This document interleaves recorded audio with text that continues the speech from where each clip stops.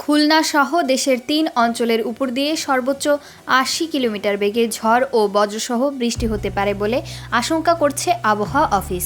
এছাড়া দেশের অন্যান্য অঞ্চলে ৬০ কিলোমিটার বেগে ঝড় হতে পারে বলে ধারণা করা হচ্ছে।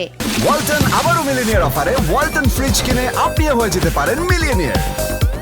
মিলিনিয়ার ছড়াছড়ি দেশ জুড়ে, এটা শুধু ওয়ালটেনই পারে।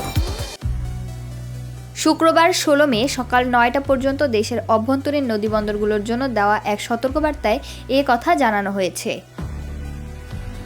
এতে বলা হয়, যশোর, কুষ্টিয়া ও খুলনা অঞ্চলের উপর দিয়ে পশ্চিম অথবা উত্তর পশ্চিম দিক থেকে ঘন্টায় ৬০ থেকে ৮০ কিলোমিটার বেগে অস্থায়ীভাবে ঝড়ো হাওয়া বয়ে যেতে পারে।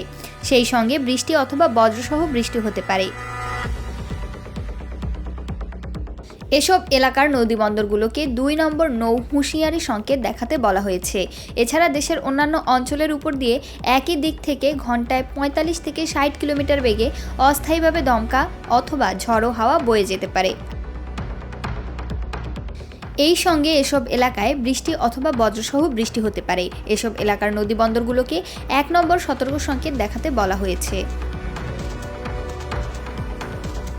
রোমা কান্তা কোয়েল, বার্তা 24।